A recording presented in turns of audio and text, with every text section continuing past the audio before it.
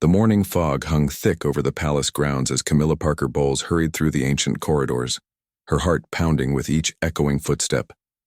She clutched a small leather suitcase tightly against her chest, the weight of her decision pressing down on her shoulders like the heavy stone walls that surrounded her.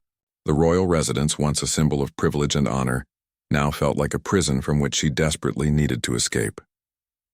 For months, the pressure had been building. The constant scrutiny from the media, the whispered conversations that stopped when she entered a room, and the growing distance between her and Charles had created an unbearable atmosphere. Every morning brought new challenges, new criticisms, and new reasons why she felt she no longer belonged in this world of protocol and pretense. The golden cage that others envied had become suffocating, and she could no longer breathe within its confines. Her hands trembled as she made her way toward the servants' entrance, hoping to avoid the main corridors where guards were stationed. She had planned this moment for weeks, carefully studying the patrol schedules and identifying the quietest routes through the palace. The early morning hours seemed perfect for her escape, when most of the staff were still preparing for the day ahead and the guards were changing shifts. Inside her suitcase were the few personal items that truly mattered to her: photographs of her children from her previous marriage, letters from old friends, a small jewelry box that had belonged to her grandmother, and the diary, where she had poured out her feelings during the darkest moments of recent months. These simple possessions represented her true identity, the woman she had been before becoming entangled in the complex web of royal expectations and public judgment. As she reached the final corridor before the exit, Camilla paused to catch her breath. Through a nearby window, she could see the gardens where she had once found peace, walking among the roses and finding solace in their simple beauty. Those moments of tranquility seemed like distant memories now, replaced by the constant anxiety that had become her daily companion. She knew that once she stepped through that door, there would be no turning back. The sound of approaching footsteps made her freeze. Heavy boots against marble floors echoed through the hallway, growing louder with each passing second. Her heart raced as she realized her carefully planned escape might be discovered before she could reach freedom. The weight of her decision pressed down on her even more heavily, but she knew she had to continue forward no matter what obstacles lay ahead. Taking a deep breath, Camilla adjusted her grip on the suitcase and prepared to face whatever awaited her. The fog outside seemed to mirror the uncertainty clouding her future, but she was determined to step into that mist rather than remain trapped in the suffocating certainty of her current life. Her journey toward freedom was about to face its first real test, and she had no idea how dramatically this moment would change everything that followed. Captain James Morrison had served the royal family for 15 years, and in all that time he had never encountered a situation quite like this. As he rounded the corner of the East Wing corridor, his trained eyes immediately spotted the figure moving stealthily toward the servants' entrance.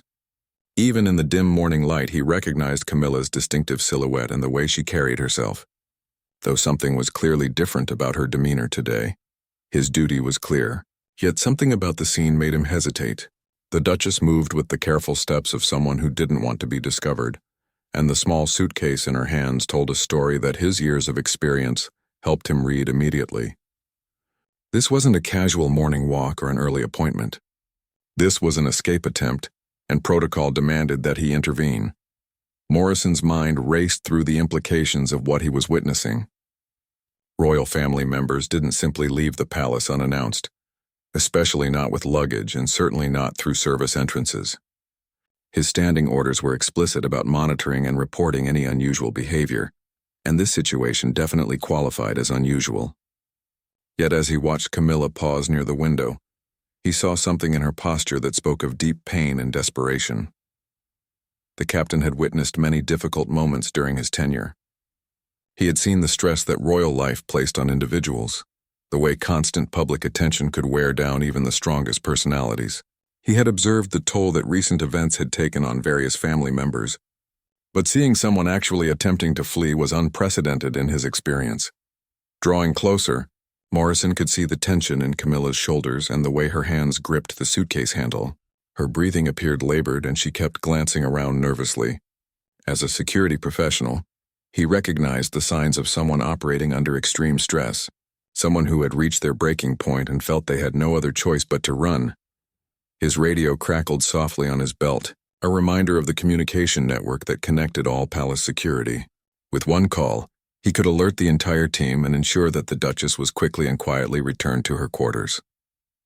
The incident could be handled discreetly, with minimal disruption to the daily routine. But something held him back from reaching for that radio immediately. Morrison had always prided himself on being more than just a security guard. He understood that his role involved protecting not just the physical safety of the royal family, but also their dignity and well-being. Sometimes that meant knowing when to act and when to observe, when to enforce protocol strictly and when to show human compassion. This moment seemed to require the wisdom to distinguish between the two.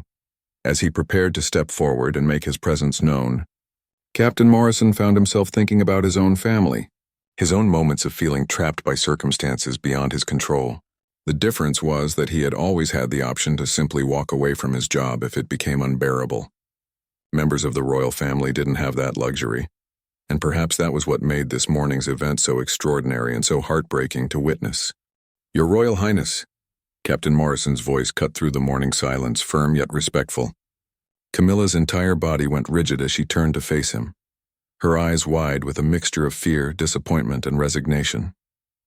The suitcase seemed to grow heavier in her hands as she realized her carefully planned escape had been discovered. For a moment, neither of them spoke. The corridor felt charged with tension as they stood facing each other, two people caught between duty and human understanding. Camilla's chest rose and fell rapidly as she struggled to find words, while Morrison maintained his professional composure despite the emotional weight of the situation. "Captain Morrison," she finally whispered, her voice barely audible in the vast hallway. I was just..." But the words wouldn't come. How could she explain the suffocating feeling that had driven her to this desperate attempt at freedom? How could she make him understand that the gilded walls around her had become a prison more confining than any cell? Morrison stepped closer, his expression softening slightly as he saw the genuine distress in her eyes. "Ma'am, I'm afraid I need to ask you to return to your quarters. There are procedures that must be followed, and your safety is my primary concern." His words were careful, professional, but there was an underlying gentleness that suggested he understood more than his position allowed him to express. Camilla's grip on the suitcase tightened, and for a moment Morrison thought she might simply refuse and continue toward the exit. The determination in her stance spoke of someone who had already mentally crossed a bridge and was reluctant to turn back. But then her shoulders sagged slightly and he saw the fight begin to drain out of her. "You don't understand," she said, her voice gaining strength even as tears began to form in her eyes. "I can't continue living like this. Every day feels like I'm slowly disappearing, becoming someone I don't recognize. The constant judgment, the impossible expectations, the feeling that nothing I do will ever be good enough. I need to find myself again, and I can't do that here." Morrison felt the weight of her words, understanding that this wasn't simply a momentary breakdown, but the culmination of months or perhaps years of internal struggle. His training had prepared him for many scenarios, but not for the raw honesty of someone's emotional breaking point. He found himself torn between his professional obligations and his human instinct to show compassion. "Ma'am, I understand this is difficult," he replied carefully, "but leaving like this without proper arrangements or security isn't safe. There are other ways to address your concerns, proper channels that can be pursued." Even as he spoke, Morrison realized how inadequate his words sounded in the face of her evident pain. The morning light streaming through the windows seemed to illuminate the gulf between them, between duty and personal freedom, between protocol and human need. Camilla looked toward the exit once more, then back at the captain as if weighing her options one final time before accepting the inevitable return to her gilded cage. Captain Morrison reached for his radio, the metallic click echoing in the corridor as he prepared to call for backup. The sound seemed to snap something inside Camilla, and she took a step backward, clutching her suitcase even more tightly. "Please," she whispered, and the desperation in her voice made Morrison pause with his finger hovering over the communication button. "I'm sorry. Your Royal Highness, but I have to report this incident," Morrison said, though his voice lacked the firmness it had carried moments before. "It's protocol. I have no choice in the matter." As he spoke these words, he realized how hollow they sounded, how inadequate protocol seemed when faced with genuine human suffering. Camilla's eyes filled with tears, but her voice remained steady. "Do you have a family, Captain Morrison?" The question caught him off guard, and he nodded slowly. Then you understand what it means to feel trapped, to feel like you're losing yourself piece by piece until there's nothing left of who you used to be. The radio crackled with routine security updates from other parts of the palace, a reminder of the larger system of surveillance and control that surrounded every moment of royal life. Morrison found himself thinking about his own children, about their freedom to make mistakes, to change their minds, to simply walk away from situations that made them unhappy. These were privileges that the woman standing before him had never truly possessed. "The suitcase, ma'am," Morrison said quietly, extending his hand. "I need to examine its contents as part of the security protocol." This was the moment he had been dreading, the point where his duty required him to treat her not as a person in distress, but as a potential security risk who needed to be processed according to established procedures. Camilla looked down at the leather case as if seeing it for the first time. Inside were the fragments of her identity that she had hoped to carry into whatever new life awaited her beyond the palace walls. The photographs of her children laughing in their garden, the letters from friends who knew her before she became a duchess, the small treasures that connected her to the woman she had been before royal duty, had reshaped her into someone else entirely. "These are just personal items," she said softly, but she could see in Morrison's expression that the nature of the contents didn't matter. Protocol was protocol, and every item would need to be catalogued and examined. The invasion of privacy that was about to occur felt like the final violation of whatever dignity she had left. As Morrison took the suitcase from her trembling hands, Camilla felt the last of her strength drain away. The weight of defeat settled over her like a heavy blanket, and she understood that this moment marked not just the end of her escape attempt, but perhaps the end of any hope she had held for reclaiming her independence. The corridors of the palace seemed to close in around her, and she realized that her gilded prison had just become even more secure.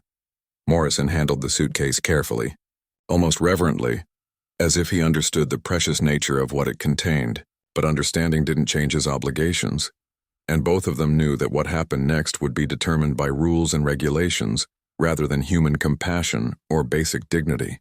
The small security office felt cramped and sterile, as Captain Morrison carefully placed Camilla's suitcase on the examination table.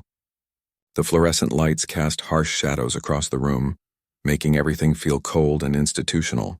Camilla sat in a plastic chair nearby, watching as the captain prepared to go through her most personal possessions, each item a piece of her soul that would now be subjected to security scrutiny. Morrison opened the suitcase with deliberate care, as if he understood the sacred nature of what he was about to examine. The first item he removed was a silver-framed photograph of Camilla with her children from her previous marriage, their faces bright with laughter during what appeared to be a family picnic. His hands lingered on the frame for a moment longer than necessary, and Camilla saw something in his expression soften. "Beautiful children," he said quietly, setting the photograph aside and making a note on his clipboard. It was a small gesture of humanity in an otherwise mechanical process, but it meant everything to Camilla in that moment. She nodded, unable to speak as she watched him handle the image of the people who represented her truest source of happiness and identity. Next came a bundle of letters tied with a faded blue ribbon. Morrison glanced at the return addresses and dates, noting them on his report without reading the contents. These were letters from school friends, old colleagues, people who had known her before she became public property. Each envelope represented a connection to a life that felt increasingly distant and unreachable. The jewelry box emerged next, a small wooden container that had belonged to her grandmother.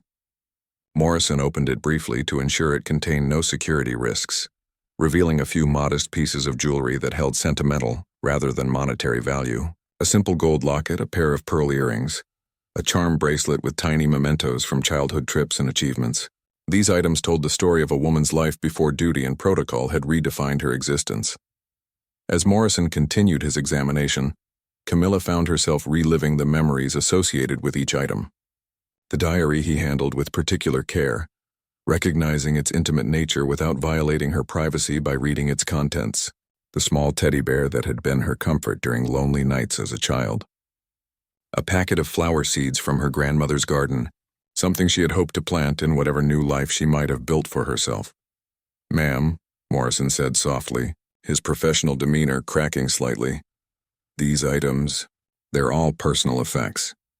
Nothing here violates any security protocols. His words carried an underlying message, an acknowledgement that what he was witnessing was not the preparation for anything dangerous or subversive, but simply the desperate attempt of a woman to reclaim pieces of herself. Camilla looked up at him, seeing in his eyes a recognition of her humanity that had been absent from so many interactions in recent months. "They're all I have left of who I used to be," she whispered. "Everything else belongs to the institution now. My schedule, my appearance, my words, even my thoughts sometimes. These few things were still mine." Morrison carefully began placing the items back in the suitcase, handling each one with the respect he might show his own family's treasures. The process felt like watching her life being carefully dismantled and then reassembled under official supervision.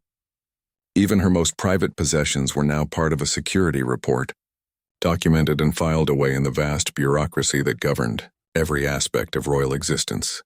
The silence in the room was broken, only by the sound of Morrison's pen against paper and the distant hum of palace activity beginning with the new day. Outside, the world was waking up to another ordinary morning, while inside this small office, a woman's dreams of freedom were being catalogued and contained within the confines of official procedure. Captain Morrison closed the suitcase with a gentle click that seemed to echo with finality.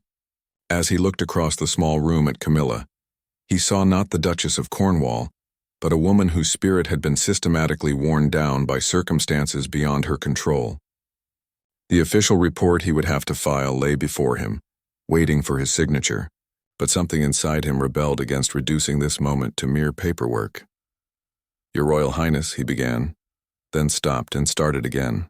"Camilla," he said, using her first name for the first time, a small act of rebellion against protocol that acknowledged her humanity rather than just her title. "I've been doing this job for 15 years, and I've seen how difficult this life can be for everyone involved." Camilla looked up at him with surprise, not just at his use of her name, but at the genuine concern in his voice. In recent months, most people had spoken to her with either cold formality or barely concealed judgment. To hear someone address her as simply a person rather than a symbol or a problem was more moving than she had expected. "I can't pretend to understand everything you're going through," Morrison continued, setting his pen down and leaning forward slightly. "But I can see that you're hurting, and I can see that you felt you had no other choice but to try to leave. That tells me something important about what's been happening here." The fluorescent light flickered overhead, casting shifting shadows across the room as if the building itself was uncertain about what was taking place. Camilla wiped away a tear that had escaped despite her efforts to maintain composure. "I feel like I'm disappearing," she said quietly. "Every day, a little more of who I am gets lost in who I'm supposed to be." Morrison nodded slowly, understanding more than his position should have allowed him to. "When I finish this report," he said carefully, "I'm required to note that you were found attempting to leave the palace without authorization, but I'm not required to speculate about your reasons or to make recommendations about your future security arrangements." There was a weight to his words that Camilla didn't immediately understand, but something in his tone suggested that his approach to writing this report might be different from what she had expected. She looked at him more carefully, seeing not just a guard doing his duty, but a person who was struggling with the conflict between his professional obligations and his human instincts. "What happens next?" she asked, though she dreaded the answer. She imagined increased security, restricted movements, perhaps even psychological evaluation. The idea of having her mental state questioned and documented felt like the ultimate invasion of whatever privacy she had left. Morrison glanced at his watch and then at the door. "Next, I escort you back to your quarters and file my report. Then the proper authorities decide how to handle the situation." He paused, choosing his words carefully. But sometimes when people are in distress, the right response isn't more restrictions. Sometimes it's finding ways to address the underlying problems that led to the distress in the first place. The captain stood up and handed Camilla her suitcase, a gesture that felt symbolic of something she couldn't quite identify. Instead of confiscating her possessions or treating them as evidence of wrongdoing, he was returning them to her as personal property. It was a small act, but it felt like a recognition of her dignity at a moment when she felt she had very little left. As they prepared to leave the security office, Morrison made one final note on his report. His handwriting was careful and deliberate, and though Camilla couldn't see what he was writing, She sensed that his words would carry more weight than either of them could fully understand at that moment. The way he held his pen, the slight pause before he wrote, suggested that he was choosing his language very carefully, perhaps even courageously. The walk back to Camilla's quarters felt different from her earlier desperate flight through the corridors. Captain Morrison walked beside her rather than behind her, a subtle but meaningful distinction that made her feel less like a prisoner being escorted and more like a person being accompanied. The morning light streaming through the palace windows had grown stronger, and the building was beginning to stir with the day's activities. As they reached her door, Morrison paused and turned to face her. "Your Royal Highness," he said formally, then added more quietly, "I want you to know that my report will reflect what I observed this morning. Nothing more and nothing less. You were attempting to leave the palace with personal belongings. I found no evidence of any security threat or any violation of your duties to the crown." Camilla understood the significance of his carefully chosen words. He was not describing her actions as an escape attempt or a mental health crisis or a betrayal of her royal obligations. He was simply stating facts in a way that preserved her dignity while fulfilling his professional requirements. It was an act of kindness that felt more valuable than any grand gesture could have been. "In my 15 years of service," Morrison continued, "I've learned that sometimes the best way to protect someone is to help them find solutions rather than simply preventing them from seeking those solutions in ways that might not be safe." He handed her a small card with his direct contact information. "If you ever feel the need to discuss security arrangements or other concerns, my door is always open." 3 weeks later, significant changes began to appear in the palace's approach to royal duties and personal well-being. New policies were implemented that allowed for more flexible scheduling, private time, and personal space. Staff members were given additional training in recognizing and addressing stress-related issues. Most importantly, a private counseling service was made available to all family members, with complete confidentiality protections. Camilla never knew whether Captain Morrison's report had influenced these changes, but she suspected his carefully worded observations had played a role in prompting a re-evaluation of how the institution balanced its needs with the human needs of the people who served it. She began attending regular counseling sessions, where she could speak freely about her struggles without fear of judgment or publicity. The suitcase remained in her closet, unpacked but not forgotten. Sometimes she would look at it and remember that morning when she had felt so desperate that fleeing seemed like her only option. But increasingly, she saw it not as a symbol of her desperation, but as a reminder that even in the most constrained circumstances, there were people who understood the importance of human dignity and who were willing to find ways to protect it. Captain Morrison continued his duties with the same professionalism he had always shown, but colleagues began to notice a subtle change in his approach. He seemed more attuned to the human elements of his job, more willing to see beyond protocol to the people he was protecting. His reputation as someone who could be trusted with sensitive situations grew, and other staff members began to approach him when they had concerns about the well-being of the people in their care. The morning that had begun with desperation and ended with understanding became a turning point for both of them. Camilla found ways to reclaim parts of herself while fulfilling her royal duties, and Morrison discovered that true security sometimes meant protecting people's spirits as much as their physical safety. Neither of them spoke about that morning again, but both carried its lessons forward, understanding that sometimes the most important moments in life happen when duty and compassion find a way to work together, rather than in opposition.